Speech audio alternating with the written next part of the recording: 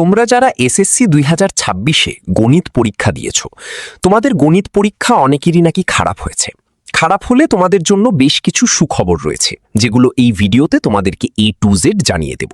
তাই সম্পূর্ণ ভিডিওটি তোমাদের জন্য খুবই জরুরি। দেখো, তোমাদের এসএসসি 2026-এর গণিত পরীক্ষাতে তোমাদের গণিত পরীক্ষায় তোমরা যদি কোনো অঙ্ক কিছুটা ভুল হয়, তাহলে কি তোমাদের পুরো নাম্বার কাটা যাবে? অর্থাৎ তোমরা বলছো যে তোমাদের গণিতে কোনো অঙ্ক যদি কিছুটা ভুল যায়, তাহলে কি তোমাদের পুরো নাম্বারটা কেটে যাবে? তোমাদেরকে জানিয়ে দিই, না, তোমাদের পুরো নাম্বারটা কাটা যাবে না। কারণ স্বয়ং শিক্ষামন্ত্রী জানিয়েছেন যে যদি গণিতে কিছু জায়গায় ভুল যায় বা কিছুটা ভুল হয়, সেক্ষেত্রে কিন্তু পুরো নাম্বারটা কাটা যাবে না। কারণ তিনি বলেছেন যে স্টেপ ওয়াইজ তোমাদের নাম্বার দিবে। তো তোমাদেরকে জানিয়ে, তোমাদের গণিত পরীক্ষায় মনে করো কোনো অঙ্কে তোমার অর্ধেক হয়েছে, সেখানে তুমি কিন্তু অর্ধেক নাম্বার, মনে করো 4 মার্কের একটা অঙ্কে তোমার অঙ্ক অর্ধেকটা সঠিক হয়েছে, পরে অর্ধেকটুকু হয়নি, সেক্ষেত্রে তুমি কিন্তু সেই অর্ধেক নাম্বার বা 2 মার্ক কিন্তু পেয়ে যাবে 4-এর মধ্যে।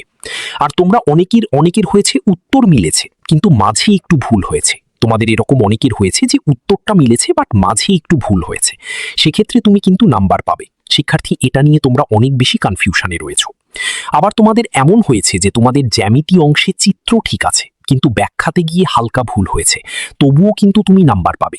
অর্থাৎ চিত্রটা তুমি ঠিক করেছো বাট ব্যাখ্যাতে ভুল লিখে ফেলেছো কিছুটা, সেখানে তুমি কিন্তু নাম্বার পাবে। আবার পরিসংখ্যানে যদি কিছুটা ভুল হয়ে যায়, তবুও কিন্তু নিয়ম অনুযায়ী তুমি যদি ঠিক করে ফেলতে পারো, তবুও তুমি নাম্বার পাবে। অর্থাৎ পরিসংখ্যানের মাঝে কিছু ভুল করে এসেছো বাট তোমার নিয়মটা ঠিক ছিল, সেখানে তুমি কিন্তু নাম্বার পাবে। তোমাদের অনেকে এমন হয়েছে যে কোনো অঙ্ক তোমার শেষে উত্তর মেলেনি, কিন্তু সূত্রটা তোমার ঠিক ছিল, সূত্রের প্রয়োগগুলো শিখছিল, কিন্তু শেষে অঙ্ক উত্তর মেলেনি, তবুও কিন্তু তুমি কিছুটা নাম্বার পাবে। শিক্ষার্থী, এটা নিয়ে টেনশনে কিছু নেই।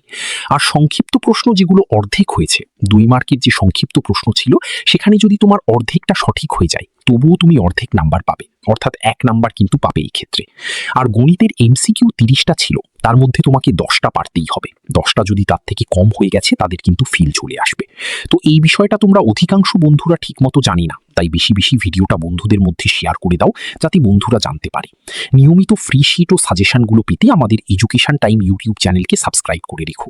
তোমাদের গণিত পরীক্ষা কার কেমন হয়েছে কমেন্টে আমাদেরকে জানিও। দেখা হয় পরবর্তী ভিডিওতে পরবর্তী আপডেট। ধন্যবাদ সবাইকে।